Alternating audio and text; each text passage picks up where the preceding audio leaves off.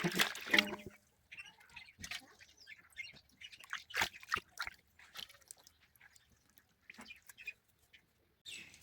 মানেই শান্তি, গ্রাম মানেই কোনো রকম কলহ ছাড়া জীবনযাপন। যারা গ্রামে আছে তারা জানে গ্রামে থাকার মজাটা কতটা। তো আসসালামু আলাইকুম প্রিয় বন্ধুরা, আজকে আবার একটি নতুন ভিডিও নিয়ে আপনাদের মাঝে হাজির হয়েছি।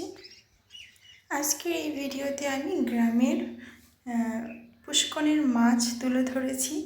এই যে সুন্দর সুন্দর মাছ, ট্যাংরা মাছ, কই মাছ, পুঁটি মাছ, এই যে মাছ, পুকুরের মাছ, খালের মাছ, বিলের মাছ, এই মাছের যে একটা স্বাদ, এই স্বাদটা কিন্তু আপনি পৃথিবীর কোনো মাছেই পাবেন না, কোনো মাছই পাবেন না। যারা শহরে থাকেন, শহরের বড় বড় ফর্মুলাযুক্ত মাছ খেতে খেতে তাদের মুখের স্বাদটাই নষ্ট হয়ে গেছে।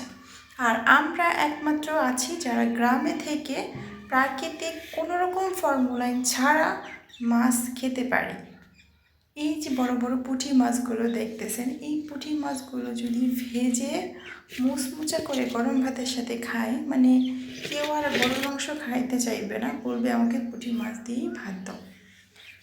তো এগুলো হচ্ছে পুষ্করির মাছ। আমি পুষ্করি থেকে মাছগুলো নিয়ে এসেছি। পুষ্করি সেচেছে তাই অনেক মাছ পেয়েছে, সেখানকার মাত্র কিছু মাছ আমি আপনাদের দেখাচ্ছি।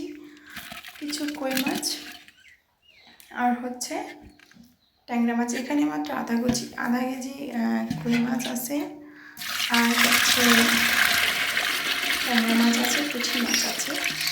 মোট 2.5 কেজি 3 কেজির মতো হবে। মাছ করে ফেলছি।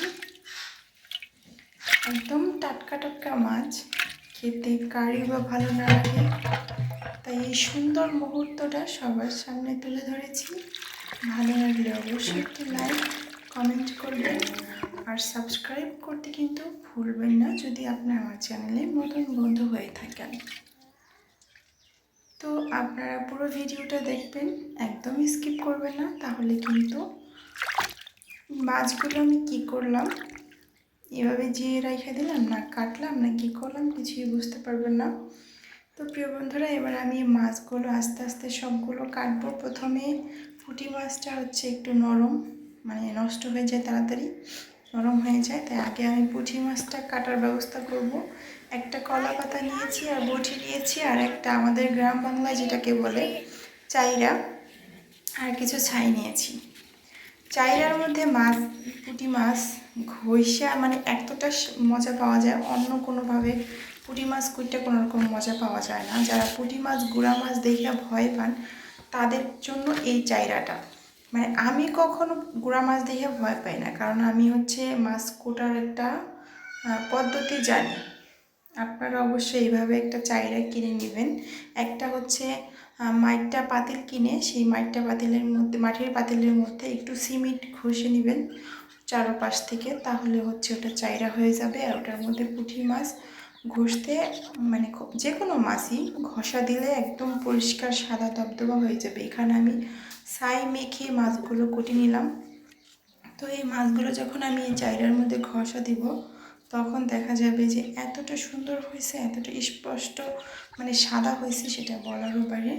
তো আমি কীভাবে মাছগুলো কুটি শুরু থেকে শেষ পর্যন্ত সবাই কিন্তু ভিডিওটা দেখবেন, কেউ কিন্তু ভিডিওটা স্কিপ করবেন না।